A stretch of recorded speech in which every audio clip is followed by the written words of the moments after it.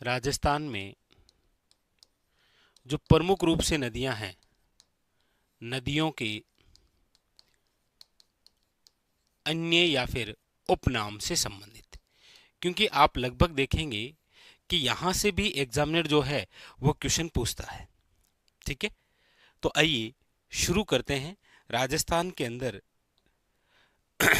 जो नदियां हैं उनके बारे में, लेकिन हम इनको थोड़ा अलग तरीके से लिखेंगे। सबसे पहले नदियों में मैं उन अफवाह तंत्र की बात करूंगा जो है आपके आंतरिक अफवाह तंत्र, क्योंकि एक क्वेश्चन हमारे यहां से यह भी क्लियर हो जाएगा कि किस प्रकार की नदियां आंतरिक अफवाह तंत्र का भाग है, कौन सी नदियां अरब सागर का भाग है और कौन सी नदियां बंगाल की खाड़ी का भाग है।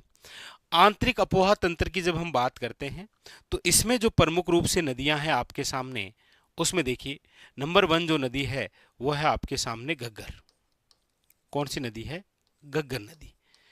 इस घग्गर नदी के अन्य या प्राचीन नाम की यदि हम चर्चा करें तो देखिए इस घग्गर नदी को आप पढ़ते हैं कि जो वैदिक साहित्य है,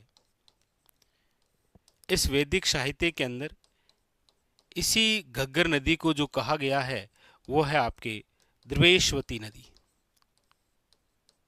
याद रखिएगा, इंपॉर्टेंट। इसके अलावा इस घग्गर नदी को आप पढ़ते हैं प्राचीन सरस्वती के नाम से, प्राचीन सरस्वती नदी के नाम से। याद रखिएगा, इंपॉर्टेंट। और अभी वर्तमान के अंदर आपको पता हो तो जैसलमेर के गांव में जो है भूमि से बाहर जल रिसाव हो गया था, और वो ये माना जा रहा है कि वो कहीं ना कहीं इसी प्राचीन सरस्वती का क्या है, भाग है। इसलिए वर्तमान में डेनमार्क जो देश है उसके सहयोग से जो प्राचीन सरस्वती नदी लुप्त हो चुकी है उसको पुनर्जीवित करने का कार्य चल रहा है। तो बहुत इंपॉर्टेंट क्वेश्चन रहेगा, ध्यान रखेंगे आप। इसके अलावा ये जो घग्गर नदी है आप याद रखेंगे, इसे आप पाकिस्तान के अंदर जिस नाम से जानते हैं वो है हकरा। ये पाकिस्तान भी जाती है। घग्गर नदी का उद्गम स्थल तो है आपके शिवालिक की पहाड़ियां हिमाचल प्रदेश, और इसका जो अंतिम बिंदु है वह है फोर्ट अब्बास पाकिस्तान। तो पाकिस्तान में इसे क्या कहा गया है? हकरा। इसके अलावा आप इसे कहते हैं मृत नदी, क्योंकि ये भटनेर जो कि हनुमानगढ़ में है वहां तक आते आते ये लुप्त हो जाती है, इसीलिए मृत नदी कहते हैं आप इसे शोतर नदी के नाम से जानते हैं, इसे आप नट नदी के नाम से भी जानते हैं। तो ये घग्गर नदी से रिलेटेड जो जो अन्य नाम इंपॉर्टेंट है उन्हीं के बारे में। और एक महत्वपूर्ण बात याद रखिएगा, आपको पूछा जाए कि राजस्थान में जितनी भी नदियां हैं उसमें ऐसी कौन सी नदी है जो राजस्थान का शोक कहलाती है, तो याद रखिएगा वो है घग्गर नदी, राजस्थान का शोक, या फिर इसे कह सकते हैं दुख। ठीक है, ये आंतरिक अफवाह तंत्र की सबसे लंबी नदी है जिसका नाम है घग्गर। दूसरी नदी है आंतरिक अफवाह तंत्र की जिसका अन्य नाम वो है कांतली नदी। एक बार एग्जाम ने ऐसे पूछ लिया था कि निम्न में से वह नदी जो मौसमी नदी के नाम से जानी जाती है वो कौन सी है? कांतली नदी। वैसे तो हम ये कह सकते हैं कि आंतरिक अफवाह तंत्र की सारी सारी जो नदियां हैं वो मौसमी नदियां हैं, लेकिन एक बार पूछा गया कि निम्न में से कांतली नदी का अन्य नाम क्या है? याद रखिएगा, मौसमी नदी। बाकी आप सब जानते हैं कि ये जो कांतली नदी है ये शेखावटी की मुख्य नदी है, शेखावटी की क्या है? मुख्य नदी है, याद रखिएगा। ठीक है, तीसरी जो नदी है आंतरिक अफवाह तंत्र की, ये देखिए कांतली नदी है, ये काकनी नदी है। कौन सी नदी है? काकनी। ये जो काकनी नदी है इसका जो अन्य नाम है वो याद रखिएगा, आप इसे काकने नदी कह सकते हैं या आप इसे कह सकते हैं मशूरदी नदी। ये आपके केवल और केवल जैसलमेर जिले के अंदर बहती है। आंतरिक अफवाह तंत्र की सबसे छोटी नदी है ये काकनी नदी, मात्र 17 किलोमीटर है। जैसलमेर के अंदर एक झील है बुद्ध झील, वहां जाकर ये समाप्त हो जाती है। ठीक है, तो घग्गर नदी हो गई, कांतली नदी हो गई, काकनी नदी हो गई। नंबर 4 वो है आपके सामने, देखिए मैंथा नदी। मैंथा जो नदी है इसी का नाम है मेंढा नदी। और ये वही मेंथा नदी है, ये वही मेंढा नदी है जो कि आपके, याद रखिएगा, सांबर में जाकर विलय होती है। ठीक है। एक आप नाम और भी सुनते हैं, वो है आपके सामने साबी नदी। देखिए ये जो साबी नदी है, इसको आप साहिबी नदी भी कहते हैं, याद रखेंगे आप। क्या कहते हैं? साहिब नदी, याद रखिएगा, साहिबी नदी। इसके अलावा आंतरिक अपवाह तंत्र की ऐसी नदी जिसका अन्य नाम मिलेगा आपको, वो है, देखिए अगला नाम है आपके सामने रूपारेल नदी। कौन सी है? रूपारेल नदी। ये जो रूपारेल नदी है, इसके जो अन्य नाम है उसमें आप देखते हैं, देखिए इसे कहते हैं आप रूपनारायण नदी। अच्छा क्वेश्चन बनता है, अच्छा क्वेश्चन बनता है, लशवारी नदी निम्न में से किसका अन्य नाम है? रूपारेल। इसी का अन्य नाम है, याद रखिएगा, वराह नदी। क्या नाम है? वराह नदी। तो हमारे राजस्थान में आंतरिक अपवाह तंत्र की ऐसी नदियां जिसके अन्य नाम से यदि क्वेश्चन बन सकता है, तो आपके सामने घग्गर नदी है, कांतली नदी है, काकनी नदी है, मेंथा नदी है, साबी नदी है, रूपारेल नदी है। याद रखेंगे आप, ये सारी सारी आंतरिक अपवाह तंत्र की ऐसी नदियां हैं जिनके अन्य नाम या उपनाम से रिलेटेड क्वेश्चन बन सकता है। ठीक है, क्लियर है? आगे बढ़े हम। अब हम चर्चा कर लेते हैं इसी क्रम में अरब सागरीय अपवाह तंत्र की। देखिए अरब सागरीय जो अपवाह तंत्र है, अच्छा अरब सागरीय अपवाह तंत्र आप सब जानते हैं कि ये स्वयं एक ऐसा अपवाह तंत्र है जो दो भागों में बंटा हुआ है। दो भाग कौन कौन से हैं? तो देखिए अरब सागर का जो ऊपरी भाग है वो तो है कच्छ कारण। कौन सा है? कच्छ कारण। और अरब सागर के नीचे वाला जो भाग है वो है खंबात की खाड़ी। कौन सी है? खंबात की खाड़ी। तो देखिए कच्छ के रण का भाग कौन कौन सी नदियां हैं? तो इसमें आप दो नाम पढ़ते हैं। एक तो पढ़ते हैं लूणी नदी। इस लूणी नदी के अन्य नाम की यदि हम चर्चा करें तो देखिए लूणी नदी, जिसे वैदिक साहित्य के अंदर कहा गया है मरुदवृदा, जिसे याद रखिएगा कालिदास ने एक नाम दिया है अंतसलीला। ये किसने कहा है? कालिदास ने, याद रखिएगा। इसका जो प्राचीन नाम है वो आप पढ़ते हैं लवणवती नदी। ये विश्व की एकमात्र ऐसी नदी है जो आधी मीठी है, आधी क्या है? आधी मीठी है और आधी खारी है। आधी मीठी और आधी खारी है, याद रखिएगा। इसका जो प्रारंभिक नाम होता है, ये थोड़ा सा आप ध्यान रखिएगा, इसका जो प्रारंभिक नाम है वो है सागरमती। याद रखिएगा, क्या नाम है? सागरमती नदी। मरुस्थल में बहने वाली सबसे लंबी नदी है ये। कौन सी? लूणी नदी। तो लूणी नदी के अन्य नाम से संबंधित क्वेश्चन आप देखेंगे तो मरुदवर्दा है, अंतसलीला है, कालिदास ने लवणवती है, विश्व की एकमात्र ऐसी जो आधी मीठी और आधी खारी है। आप सब जानते हैं बालोतरा के बाद में ये खारी हो जाती है। और प्रारंभिक नाम जो है वो क्या है? सागरमती। तो एक तो ये भाग है कच्छ के रण में लूणी नदी। एक जो और नदी है कच्छ के रण का भाग, वो है आपके, याद रखिएगा, पश्चिम बनास। पश्चिम बनास, लेकिन इसका कोई अन्य नाम नहीं है। लेकिन नाम जरूर याद रखें कि ऐसी दो नदियां जो कच्छ के रण का भाग है, लूणी नदी और कौन सा? पश्चिम बनास। खंबात की खाड़ी की चर्चा करते हैं। तो देखिए खंबात की खाड़ी की हम बात करेंगे तो इसमें एक तो है साबरमती नदी। कौन सी है? साबरमती नदी। ये जो साबरमती नदी है, इस साबरमती नदी का जो अन्य नाम है उसमें एक ही इंपॉर्टेंट है और वो है गुजरात की मुख्य नदी। राजस्थान में बहने वाली ऐसी नदी जो कि क्या है? गुजरात की मुख्य नदी, वो कौन सी है? तो आप याद रखेंगे साबरमती नदी। ठीक है। दूसरी बात, खंबात की खाड़ी में बहने वाली एक और नदी, उसका नाम है, याद रखिएगा, वो है माही नदी। कौन सी है? माही नदी। माही नदी के बारे में आप पढ़ेंगे तो इसकी यदि लोकेशन आप देखेंगे तो आप देखेंगे कि माही नदी जो है वो राजस्थान के दक्षिण भाग में बहती है। यानी कि आपके बांसवाड़ा है, डूंगरपुर, ये एरिया, और ये क्षेत्र वागड़ कहलाता है। इसीलिए आप पढ़ते हैं कि माही नदी जो है वो वागड़ और प्रतापगढ़ का प्राचीन नाम था कांठल। तो वागड़ और कांठल की क्या है, ये गंगा है। और आप सब जानते हैं कि ये जो एरिया है डूंगरपुर बांसवाड़ा, ये दक्षिणी राजस्थान है, और दक्षिणी राजस्थान में इस नदी के अलावा इतनी इंपॉर्टेंट, इतनी लंबी और इतना जल देने वाली कोई नदी नहीं है। इसीलिए याद रखिएगा, इसे बोला गया है दक्षिणी राजस्थान की गंगा। दक्षिणी राजस्थान की क्या है, गंगा है। और हम जिस क्षेत्र की बात कर रहे हैं दक्षिणी राजस्थान की, वो आदिवासियों की है। इसीलिए यानी आदिवासियों का क्षेत्र है, इसलिए आप इसे बोलते हैं आदिवासियों की गंगा। क्या बोलते हैं, आदिवासियों की गंगा, आदिवासियों की लाइफलाइन बोल सकते हैं आप इसे। ठीक है, याद रखिएगा कौन सी, माही नदी। तो यहां से क्लियर हो गया। इससे पहले हमने राजस्थान के जिस अपोहा तंत्र की बात की थी वो था आंतरिक अपोहा तंत्र। हमने उन नदियों की चर्चा की है जिनके अन्य या उपनाम होते हैं। ठीक है, ऐसा नहीं है कि हमने यहाँ पर खारी और खंडेला नहीं लिखा तो वो इसका भाग नहीं है, वो इसी का भाग है। लेकिन हमारा मेन बिंदु है नदियों के अन्य या उपनाम, क्योंकि वहां से क्वेश्चन देखने को मिलते हैं। तो ये सारे याद हो गए। उसके बाद में ये सारे याद हो गए अरब सागरीय अफवाह तंत्र के अंदर।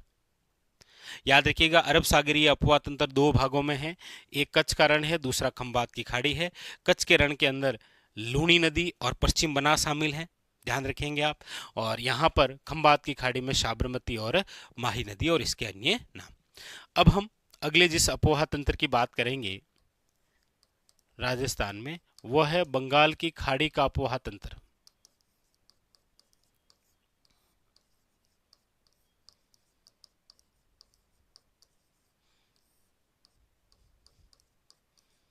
बंगाल की खाड़ी का अपोहा तंत्र। और बंगाल की खाड़ी के अपोहा तंत्र में हम चर्चा करते हैं तो सबसे प्रमुख जो नदी है वो है आपके कौन सी, तो आप कहेंगे सर वो है चंबल, चंबल नदी। चंबल जो नदी है, याद रखेंगे इसका जो प्राचीन नाम था वो था आपके चरमणवती, चरमणवती नदी, याद रखिएगा आप। हमारे राजस्थान में सर्वाधिक जल उपयोगिता वाली नदी कोई है तो वो चंबल है, इसीलिए इसे राजस्थान की कामधेनु कहते हैं। आप क्या कहते हैं, राजस्थान की कामधेनु चंबल नदी। ये राजस्थान की वे नदी है जो रोजाना बहती है, नित्यवाही नदी है। इसे आप कह सकते हैं बारहमासी नदी। कौन सी, याद रखिएगा चंबल नदी। हमारे राजस्थान में प्रवाहित होने वाली सबसे लंबी नदी यदि कोई है तो वो चंबल नदी है। ये आपके चंबल नदी के क्या होते हैं, अन्य नाम, जहां से क्वेश्चन बन सकता है। इसी बंगाल की खाड़ी के अफवाह तंत्र में और जो इंपॉर्टेंट है वो है आपके, याद रखिएगा, बनास नदी। हालांकि ये जो बनास नदी है ये आपके चंबल की ही सहायक नदी है, याद रखेंगे आप। लेकिन इसका जो उपनाम है बहुत खास, कई बार एग्जाम के अंदर पूछा गया है कि निम्न में से वह नदी जिसे वन की आशा कहा गया है, यानी कि जिसे आप वर्णाशा के नाम से पढ़ते हैं, वो कौन सी है, तो बनास, जिसे आप वशिष्ठी के नाम से भी जानते हैं। तो वन की आशा या वर्णाशा जिसे कहते हैं वो कौन सी नदी है, याद रखिएगा बनास। क्योंकि बनास जिस एरिया में बहती है वो पूरा फॉरेस्ट एरिया है और उसकी एक ही आशा है, कौन सी, बनास। ठीक है, अगली जो बात है वो है आपके सामने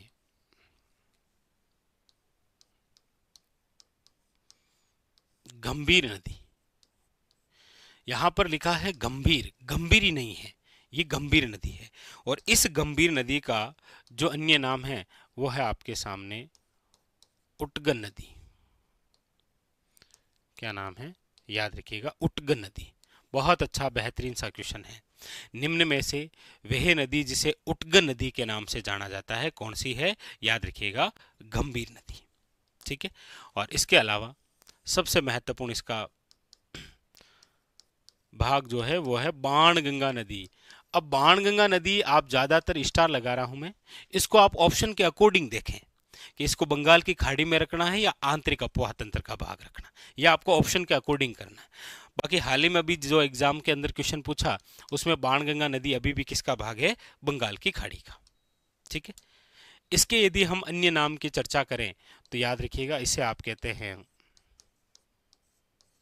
अर्जुन की गंगा। वर्तमान के अंदर ये खंडित हो गई है, इसीलिए इसे बोलते हैं खंडित नदी। इसे आप कहते हैं रुंटित शरीता, और इसे आप कहते हैं ताला नदी। क्या कहते हैं? ताला नदी। ये लो, ये आपके बंगाल की खाड़ी की ऐसी नदियां जिनके अन्य या उपनाम से रिलेटेड क्वेश्चन बना सकता है एग्जामिनर, वो आपके सामने क्या हो गया है? कंप्लीट। यानी कि बंगाल की खाड़ी के अपवाह तंत्र की बात करेंगे तो चंबल नदी आ जाएगी, बनास नदी आ जाएगी, गंभीर नदी आ जाएगी, और कौन सी आ जाएगी आपके सामने? याद रखिएगा, बाणगंगा नदी। उसके अलावा यदि अरब सागरीय अपवाह तंत्र की बात करेंगे तो पहले ये दो भागों में, कच्छ के रण और खंबात की खाड़ी में। कच्छ के रण में दो नाम, लूणी नदी और पश्चिम बनास, और खंबात की खाड़ी में साबरमती और कौन सी? माही नदी।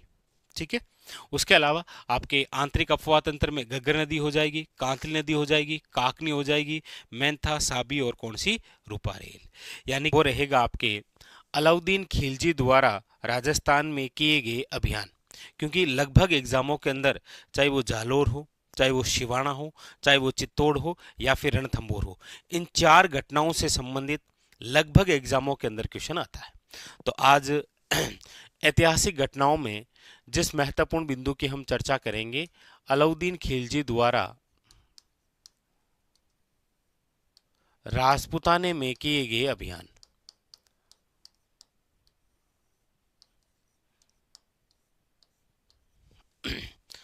कई बार तो इनका क्रम पूछ लेता है, कई बार इनके द्वारा नाम बदले गए वो पूछ लेता है, कई बार साके से संबंधित घटना पूछ लेता है। बहुत सारी महत्वपूर्ण बातें। आइए शुरू करते हैं। सबसे पहले तो अलाउद्दीन खिलजी द्वारा ये राजपुताने में जो अभियान किए गए हैं वो कहाँ कहाँ किए गए हैं, उनके बारे में चर्चा करते हैं। और चार बड़े महत्वपूर्ण स्थल हैं। कौन कौन से? देखिए, सबसे पहले वो स्थल रहेगा आपके यहाँ पर, और वो स्थान है आपके रणथंभौर। कौन सा अभियान है? रणथंभौर अभियान। ठीक है, इसके बाद में दूसरा जो अभियान रहेगा वो रहेगा आपके यहाँ पर। यहाँ पर कौन सा है? तो आप कहेंगे वो है चित्तौड़ अभियान। कौन सा है? चित्तौड़ अभियान। उसके बाद में आप कहेंगे सर अगला जो अभियान रहेगा वो है आपके यहाँ पर,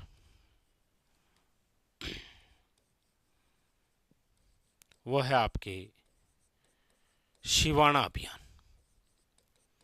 शिवाना जो पहले बाड़मेर वर्तमान बालोतरा में आता है। और चौथा जो अभियान महत्वपूर्ण है वो है आपके सामने यहां पर, यानी कि जालोर अभियान। पहला क्वेश्चन, ये जो चार अभियान हैं इनके द्वारा, जिसमें आप रणथंभौर अभियान, चित्तौड़गढ़ अभियान, सिवाना अभियान और जालोर अभियान पढ़ते हैं, इनका सही क्रम क्या है? तो आप कहेंगे सर सही क्रम यदि आपको पूछा जाए इन चारों का तो आप याद रखेंगे रणथंभौर जो अभियान हुआ है वो याद रखिएगा हुआ है आपके 1301 में। चित्तौड़गढ़ जो अभियान हुआ है वो हुआ है आपके 1303 में। शिवाना जो अभियान है वो हुआ है 1308 में, और जालोर जो अभियान है वो हुआ है 1311 के अंदर। आप पुराना पेपर देखेंगे तो ये क्वेश्चन एग्जाम के अंदर पूछा गया है कि अलाउद्दीन खिलजी द्वारा राजपुताने के अंदर किए गए अभियानों का सही क्रम है।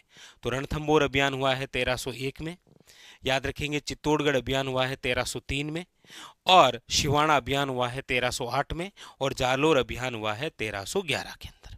ठीक है, अगली बात कि अलाउद्दीन खिलजी द्वारा इन सभी जगह जब अभियान किया गया तब यहां के राजा कौन थे? तो आप कहेंगे सबसे पहले तो रणथंभौर के अंदर कौन सा वंश हुआ करता था? तो याद रखिएगा चौहान वंश। कौन सा वंश था? चौहान वंश। चौहान वंश के शासक कौन थे? तो आप कहेंगे सर हमीर देव चौहान। ये क्वेश्चन पूछा गया। आप कहेंगे सर अलाउद्दीन खिलजी द्वारा जब चित्तौड़ पर अभियान किया गया तब यहां पर कौन, तो याद रखिएगा चित्तौड़ के अंदर गोहिल वंश, गोहिल वंश की शाखा कौन सी, रावल, और रावल शाखा का शासक कौन, याद रखिएगा रावल रतन सिंह।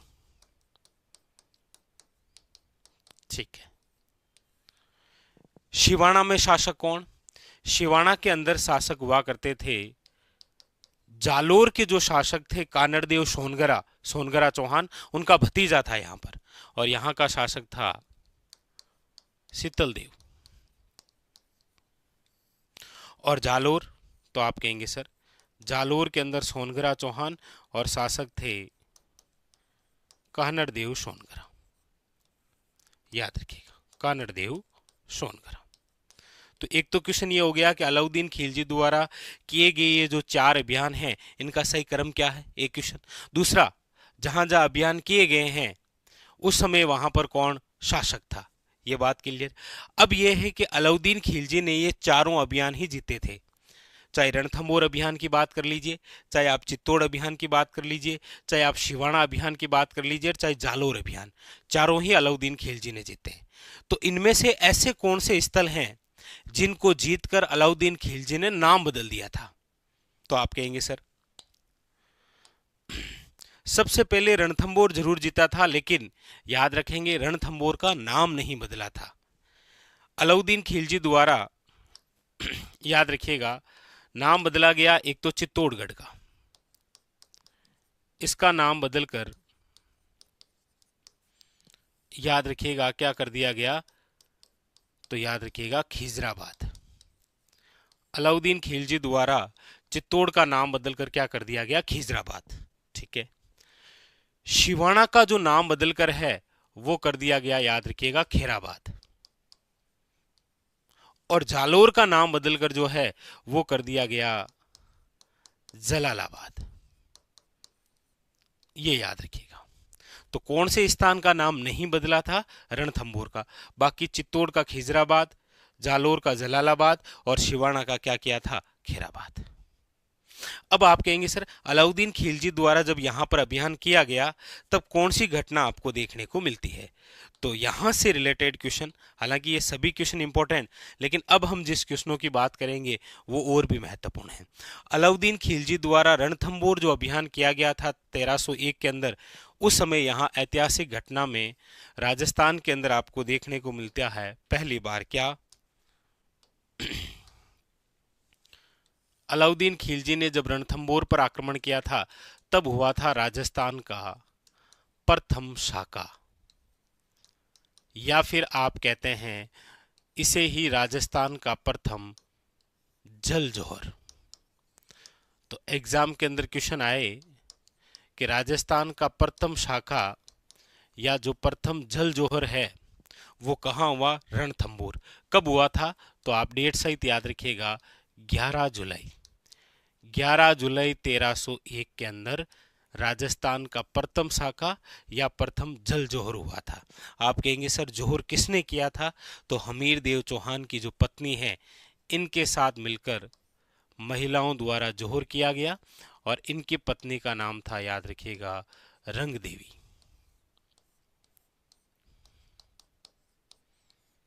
जल जोहर किसके द्वारा किया गया, रंग देवी द्वारा, और यही राजस्थान का प्रथम शाखा और प्रथम जल जोहर है। ठीक है। आप कहेंगे सब जब अलाउद्दीन खिलजी का चित्तौड़ अभियान हुआ था तब यहां पर कौन सी घटना हुई, तो इस समय यानी 1303 के अंदर आपको देखने को मिलता है चित्तौड़ का पहला शाखा, चित्तौड़ का प्रथम शाखा। और ये जो चित्तौड़ का प्रथम शाखा है ये 1303 रतन सिंह के समय अलाउद्दीन खिलजी का अभियान चित्तौड़गढ़। और यहां पर जोहर किसने किया, तो याद रखिएगा रतन सिंह की जो पत्नी है, जो रानी थी, पद्मनी के साथ मिलकर हजारों महिलाओं ने क्या किया था, जोहर किया था। याद रखिएगा यहां पर रंगदेवी है, यहां पर पद्मनी है। आप कहेंगे सर यहां पर भी कोई घटनाएं, बिल्कुल शिवाणा का पहला साका देखने को मिला। यहां पर शिवाणा का प्रथम साका हुआ था। ये कब हुआ? 1308 के अंदर। किसने किया? तो याद रखिएगा शीतल देव की जो पत्नी है मेणा दे के साथ मिलकर यहां पर महिलाओं ने क्या किया था? याद रखिएगा जोहर किया था। आप कहेंगे सर जालोर में, जालोर का भी प्रथम शाखा हुआ था। याद रखिएगा घटना कौन सी हुई? इस समय जालोर का प्रथम शाखा हुआ। और यहां पर जोहर किसने किया? तो आप कहेंगे सर कान्नड़ देव सोनगरा की जो पत्नी है, याद रखिएगा इंपॉर्टेंट, जेतल दे, इनके द्वारा यहां पर क्या किया गया? महिलाओं के साथ मिलकर जोहर। तो अलाउद्दीन खिलजी द्वारा राजपुताने पर जो अभियान हुए हैं, जिसमें हमने पढ़ा है नंबर 1 रणथंबोर अभियान 1301, नंबर 2 पढ़ा है चित्तौड़ अभियान 1303, नंबर 3 पढ़ा है शिवाणा अभियान 1308, नंबर 4 पढ़ा है जालोर अभियान 1311। 4 अभियान रणथंबोर, चित्तौड़, शिवाणा और जालोर। पहला क्वेश्चन ये हो गया। उसके बाद में फिर क्वेश्चन हो गया कि यहाँ चारों जगह अभियान हुआ, यहाँ के शासक कौन थे? तो रणथंबोर का हमीर देव चौहान, चित्तौड़ का रतन सिंह, याद रखेंगे शिवाणा का शीतल देव, और जालोर का है कान्नड़ देव सोनगरा। ठीक है, इन चारों में से 3 स्थानों के नाम बदले गए थे। चित्तौड़ का खिजराबाद, याद रखिएगा शिवाणा का खेराबाद, जालोर का जलालाबाद। Very very important. ठीक है, और यहां पर कौन कौन सी घटनाएं हुई? तो इन चारों ही जगह प्रथम साके देखने को मिले। भाई रणथंबोर का जो प्रथम शाखा था, यह हमारे राजस्थान का भी प्रथम शाखा था। चित्तौड़ का प्रथम शाखा, शिवाणा का प्रथम शाखा, जालोर का प्रथम शाखा, ये घटनाएं हमें देखने को मिलती है। ठीक है, इसके अलावा कुछ और भी इंपॉर्टेंट क्वेश्चन हैं जो कि पूछे गए हैं। जैसे अलाउद्दीन खिलजी द्वारा जब रणथंबोर अभियान किया गया था, याद रखिएगा वेरी वेरी इंपॉर्टेंट, जब अलाउद्दीन खिलजी द्वारा रणथंबोर अभियान किया गया था, तब याद रखिएगा यहां पर उनके कौन से सेनापति की मृत्यु हुई थी, मारा गया था? तो याद रखिएगा रणथंबोर अभियान के तहत नुसरत खां मारा गया था। कौन मारा गया था? नुसरत खां जो है वो मारा गया। एक बार तो ये पूछा, और दूसरी बार ये पूछा कि अलाउद्दीन खिलजी ने रणथंबोर किसे सौंप दिया था? तो याद रखिएगा रणथंबोर जिसे सौंपा था उसका नाम है उलुग खां। अलाउद्दीन खिलजी का कौन सा सेनापति तो मारा गया? नुसरत खां। और रणथंबोर सौंपा किसे था? उलुग खां को। ये 2 क्वेश्चन पूछे गए। ठीक है, यहां पर हमीरदेव चौहान के कौन से सेनापतियों ने विश्वासघात किया था? तो याद रखिएगा वो थे रणमल रत्तीपाल। रणमल रत्तीपाल, ये भी क्वेश्चन आते हैं।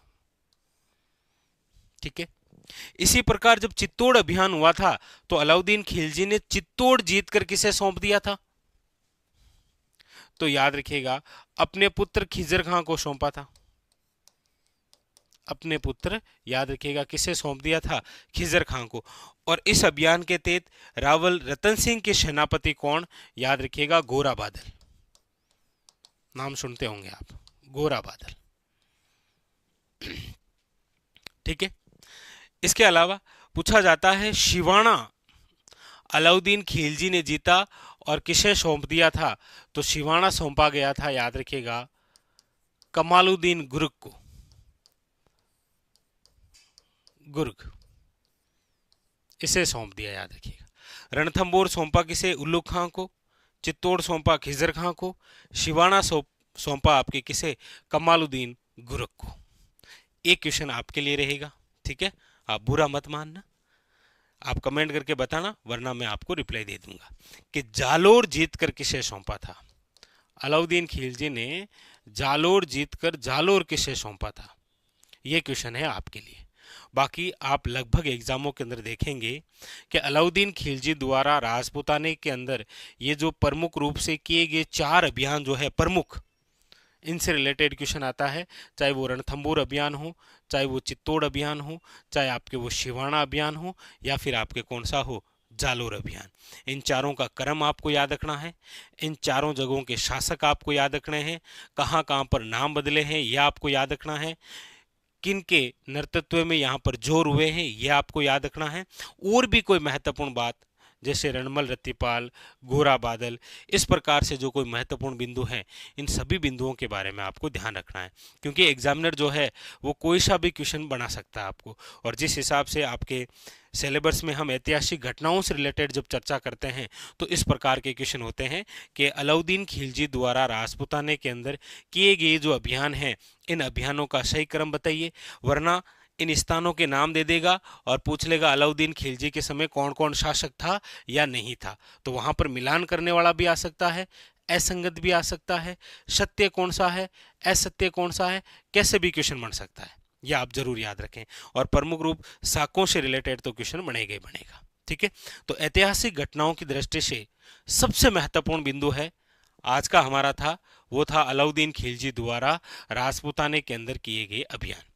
हैं वो है आपके सामने राजस्थान में प्रमुख संस्थाएं, बहुत ही इंपॉर्टेंट, राजस्थान में प्रमुख संस्थाएं, क्योंकि ज्यादातर आप देखते हैं कई बार जो है वह एग्जामिनर आपको क्वेश्चन पूछ लेता है। राजस्थान में प्रमुख संस्थाएं, और यहाँ पर मैं उन्हीं संस्थाओं के बारे में चर्चा करूंगा जिसमें लगभग विद्यार्थियों को कई बार कंफ्यूजन हो जाता है। ठीक है, तो आइए चर्चा करते हैं राजस्थान में प्रमुख संस्थाएं। प्रमुख संस्थाओं में जो संस्थाएं हम पढ़ने वाले हैं उसमें देखिए, नंबर 1 सबसे पहले मैं चर्चा कर लेता हूं आपके साथ, वो है राजसिको। एक तो ये पढ़ेंगे, एक हम पढ़ेंगे आपके सामने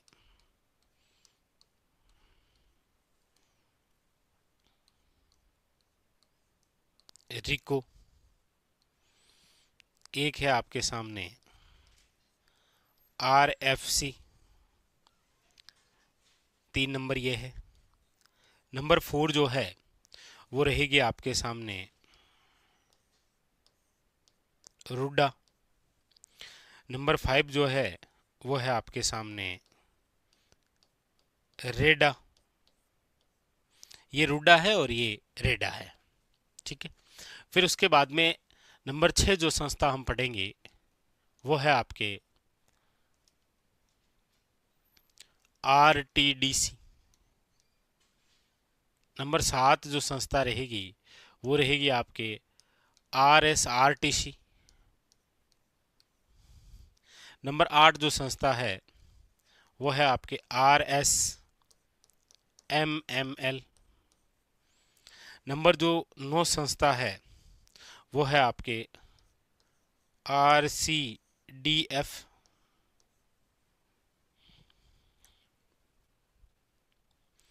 तो आप सभी की सभी जो संस्थाएं हैं आप पढ़ते हैं भाई, राशि को आप पढ़ते हैं, रिक को आप पढ़ते हैं, RFC आपने नाम पढ़ रखा है, रुडा पढ़ रखा है, आपने रेडा पढ़ रखा है, आपने RTDC पढ़ रखा है, आपने RSRTC पढ़ रखा है, आपने RSMML पढ़ रखा है, और आपने RCDF भी पढ़ रखा है। ठीक है, वेरी वेरी इंपॉर्टेंट। इन सभी संस्थाओं के एक तो पूरे नाम आते हैं एग्जाम में, एक इन सभी संस्थाओं की स्थापना कब हुई ये आता है, और एक आता है इन सभी संस्थाओं का मुख्यालय कहाँ पर है। और लगभग विद्यार्थी जो है वो इनमें थोड़ा सा सन को लेकर कंफ्यूजन हो जाता है। तो आज का ये हमारा कैप्सूल ये जो रहेगा ये रहेगा राजस्थान की इन सभी प्रमुख संस्थाओं में। ठीक है, लीजिए सबसे पहले है आपके सामने राजसिको। क्या नाम है? राजसिको। देखिए इसका जो पूरा नाम है राजसिको का वो है आपके क्या, तो आप कहेंगे sir Rajasthan small industrial corporation, यानी कि राजस्थान लघु उद्योग निगम। अब कई बार एग्जामिनर क्या करता है कि आपको इस प्रकार से नाम पूछ लेता है, और या फिर क्वेश्चन जो पूछने का तरीका होता है वो पूछ लेता है राजस्थान लघु उद्योग निगम का गठन कब हुआ, और हम केवल पढ़ते रहते हैं राशि को राशि को। तो पूरी जानकारी आप जरूर याद रखें। राशि को यानी कि राजस्थान लघु उद्योग निगम, इस संस्था की जो स्थापना है वो आपके कब हुई है, तो आप कहेंगे सर वो हुई है 3 जून 1961, याद रखेंगे। अच्छा, इसका जो हेडक्वार्टर है, हेडक्वार्टर वो कहां पर है आपके, तो याद रखिएगा जयपुर। प्रमुख रूप से राशिको से रिलेटेड एक बार जो थ्योरेटिकल क्वेश्चन आया था वो ये आया था कि राजस्थान में हस्तशिल्प को बढ़ावा देने के लिए कौन सी संस्था कार्यरत है। एक तो ये क्वेश्चन आया था राशि को, एक ये आया था कि राजस्थान में हस्तकला के तहत बनने वाली जो वस्तुएं हैं उनको खरीदने का कार्य जो है वो कौन सी संस्था करती है, तो याद रखिएगा राशि को। ये क्वेश्चन आता है कई बार, याद रखें आप। थ्योरेटिकल हस्तशिल्प या जिसे आप क्या कहते हैं हस्तकला, इसको बढ़ावा देने का कार्य भी याद रखिएगा राशिको का ही है। इसके तहत निर्मित बनने वाली जो वस्तुएं हैं याद रखिएगा राशिको द्वारा। तो ये क्वेश्चन आते हैं आपके किससे, राशिको द्वारा। ठीक है, अगला क्वेश्चन है आपके रिको से संबंधित। रिको क्या कह रहा है, देखिए रिको,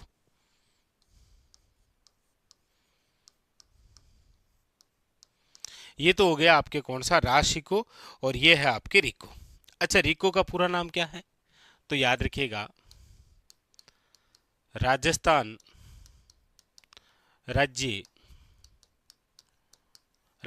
राज्य औद्योगिक विकास व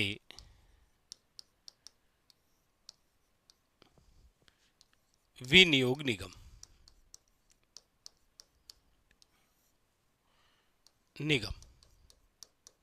राजस्थान राज्य औद्योगिक विकास व विनियोग निगम, इसका क्या है पूरा नाम।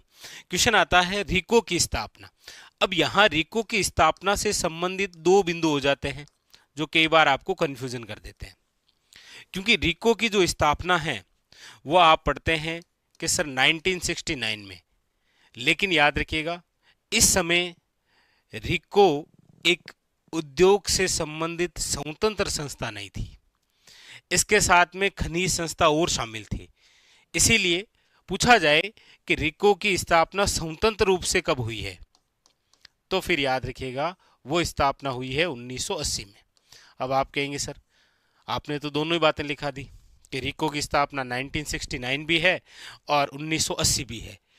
देखिए, सबसे पहली बात तो आपको यदि एग्जामिनर क्वेश्चन पूछ रहा है कि रिको का गठन कब हुआ है या रिको की स्थापना कब हुई है, तो इन दोनों में से एक ऑप्शन में आएगा।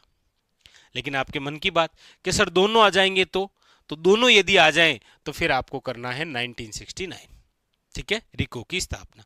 अच्छा, रिको का हेडक्वार्टर कहां पर है, तो आप कहेंगे सर रिको का हेडक्वार्टर भी आपके कहां पर है, याद रखिएगा जयपुर। और महत्वपूर्ण बात, रिको उद्योग की दृष्टि से वित्तीय सहायता हेतु शीर्ष संस्था है, याद रखिएगा कौन सी, रिको। ठीक है, अगली बात करते हैं आरएफसी। आरएफसी का मतलब है राजस्थान फाइनेंस कॉरपोरेशन, यानी कि राज्य वित्त निगम, या फिर आप इसे कह सकते हैं राजस्थान वित्त निगम। ठीक है, राज्य वित्त निगम।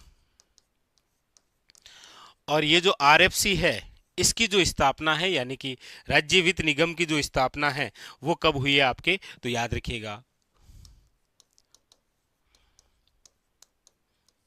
1955, और इसका हेडक्वार्टर भी कहां पर है, याद रखिएगा जयपुर में।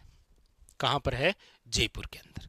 ठीक है, अगली बात है रूडा। ये काफी बार एग्जामिनर द्वारा पूछा गया है। रूडा, एक बार तो कंप्यूटर अनुदेशक का एग्जाम रहा होगा, उसमें पूरा नाम पूछा। रूडा से तात्पर्य है ऐसे कि रूडा से तात्पर्य है, इसका पूरा नाम पूछ लिया गया रूडा का। तो याद रखिएगा, रूडा का पूरा नाम है ग्रामीण घेर कृषि विकास अभिकरण। ये पूरा नाम है, ग्रामीण घेर कृषि विकास अभिकरण। दूसरा क्वेश्चन, रूडा की स्थापना कब हुई है? याद रखिएगा, रूडा की जो स्थापना है वो हुई है 1995 के अंदर, और इसका जो हेडक्वार्टर है वो भी कहां पर है? याद रखिएगा, जयपुर। एक बार क्वेश्चन ये आया कि निम्न में से वह संस्था जो राजस्थान में ग्रामीण क्षेत्रों के अंदर घेर कृषि विकास को बढ़ावा देती है वो कौन सी है? रूडा। एक बार ये पूछ लिया कि रूडा का उद्देश्य क्या है, तो याद रखिएगा, रूडा का उद्देश्य है ग्रामीण क्षेत्रों में घेर कृषि यानी कृषि के अलावा उद्योग स्थापित करना। याद रखिएगा, ग्रामीण घेर कृषि विकास, कृषि के अलावा विकास करना ग्रामीण क्षेत्रों के अंदर, वो कौन सा कार्य कौन सी संस्था द्वारा? याद रखिएगा, वो है रूडा द्वारा। ठीक है, ये रूडा है। अगला शब्द रेडा है। रेडा का मतलब है आपके सामने राजस्थान एनर्जी डेवलपमेंट एजेंसी, यानी कि राजस्थान ऊर्जा विकास एजेंसी। याद रखिएगा, राजस्थान ऊर्जा विकास एजेंसी कौन सी है? याद रखिएगा, रेडा। और रेडा की जो स्थापना है वो हुई है आपके कब? तो याद रखिए, ये तो रूडा 1995 है, और ये जो रेडा है ये याद रखिएगा 1985 है, और इसका भी जो हेडक्वार्टर है वो आपके जयपुर। याद रखिएगा, 5 क्लियर हुए। राजशिको, रिको, आरएफसी, रूडा और रेडा, कोई कंफ्यूजन नहीं रखना है। रूडा 1995 है, रेडा 1985 है। ठीक है, अगली संस्था है आरटीडीसी। कौन सी संस्था है? वो है आपके आरटीडीसी, यानी राजस्थान टूरिज्म डेवलपमेंट कॉरपोरेशन, यानी कि राजस्थान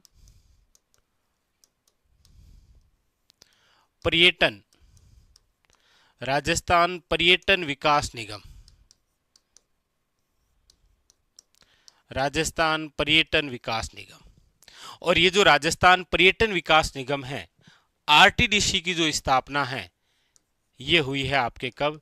तो याद रखिएगा 1978। इसमें भी एक कंफ्यूजन रहता है, सुनिए क्या। देखिए, आरटीडीसी की जो स्थापना है वो तो हुई है 1978 में, लेकिन आरटीडीसी ने अपना जो कार्य शुरू किया था ना, वो किया था आपके 1 अप्रैल 1979। इसीलिए क्या है, कई बार एग्जामिनर जो है वो पूछता है आरटीडीसी की स्थापना कब हुई है, तो 1978 ऑप्शन में ना आकर के आ जाता है 1979। तो पहली बात तो बिल्कुल रिको की तरह है, इन दोनों में से एक ऑप्शन में आएगा, लेकिन आपके मन की बात, दोनों आएंगे तो 78 करना है। ठीक है, और आरटीडीसी का जो हेडक्वार्टर है, जो मुख्यालय है, वो भी आपके कहां पर है? जयपुर। याद रखेंगे।